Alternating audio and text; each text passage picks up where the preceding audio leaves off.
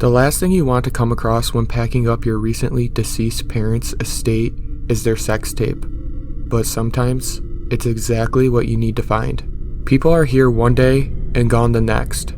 I didn't expect my parents to live forever, of course not. But when someone is taken from you, you're left with the overwhelming feeling that maybe you could have done something. I had seen them just a week earlier, I think. I have some new meds that make my head a little fuzzy. Most people are lucky and will never know what it feels like to have someone close to them be murdered, especially their parents, both at the same time. I'd make a Batman joke, but I'm actually pretty torn up about it. I was at work when I received the call. Their bodies had been found completely nude, practically decapitated, and had been sexually assaulted. What reason would someone have to murder a random elderly couple in nowhere, Nebraska? No forced entry, well, other than the sexual assaulting part, nothing was taken. So, why? Long story short, I did my grieving, buried my parents, and the case went cold. Finally, I forced myself to get over to their house, well, my house, and started packing. You don't realize how many memories you leave behind when you leave home until you go back and have to shove it all in fucking boxes. Photos, my plastic fire helmet, the journals my therapist made me keep. My parents went through a bad divorce when I was 8, resulting in a year of foster care. They got back together 10 years later after having other children. I'm the oldest by 14 years. Thank God I brought a bottle of vodka. I couldn't shift through years of my life like this without it. As I downed the rest of the bottle, I noticed my old VHS camcorder peeking out from underneath the bed. Intrigued, I stumbled over and pulled it out. The last thing I need in this drunken depression is old home movies, but fuck it. I'm already in this deep. Luckily, the one and only television in the house was a 12-inch VHS combo. Huh? Maybe that's why nothing was stolen. They never could keep up with technology. Don't get me wrong, they were loaded. I slipped in the tape and instantly realized that this wasn't my 3rd birthday party or family trip to the beach. It was my dad, knuckles deep in my mom. Luckily, I still had the fireman's helmet nearby because I filled it to the rim with vodka and pizza rolls. I blindly fumbled for the power button, desperately trying to get the sound of my mom moaning to stop.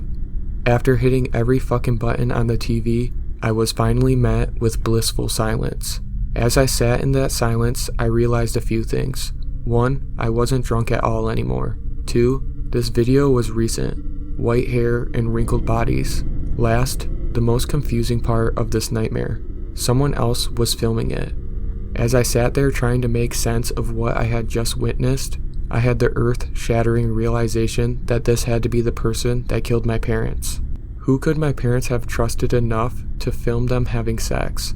It was Pornhub quality. Maybe there's a clue to who this person might be. This may be the only evidence to help catch their killer. But what was I going to do? Take a video of my parents going ass to mouth down to the police station? I need real evidence. My only option was to see if I could find anything that would help ID this person. I struggled internally as my finger hovered over the power button. Was I really going to turn this shit back on? It's not like I hadn't seen porn before. Not that this was at all the same. But if I just ignore the fact that it's my parents and only focus on looking for clues.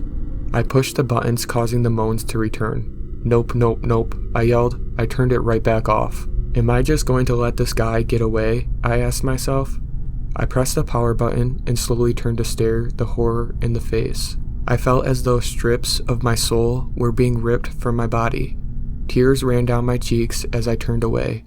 Popping in and out of frame was the barrel of a gun. This was against their will. What kind of sick fuck could do this to people? After a few more hesitant glances, I did notice one other thing about the video. It took places in the crawl space under the house.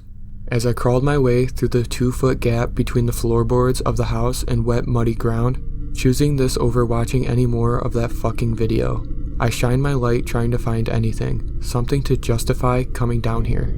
I find the cardboard stage used in the video and spin around, seeing nothing but mud, rocks, and my pill bottle that apparently fell out of my pocket. Huh? Can't lose those, I thought. I didn't even know I had them in my pocket. That reminds me, did I take one today? Can't get off track, looking for clues. After 15 minutes, I was tired of being wet and cold for nothing and headed back inside. Is all this even worth it?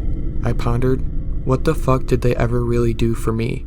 Deciding to take one last chance with video, I pressed play. Sitting inches from the screen, I looked for anything. Anything at all too. That's when I see it. A reflection in the small window built into the foundation of the house. I rewind and pause the video. What I saw didn't make sense. I didn't understand. It was me. My memories came flooding back. The phone call with my dad saying that my house was going to be sold and split upon their death, a sixth of the fucking profit.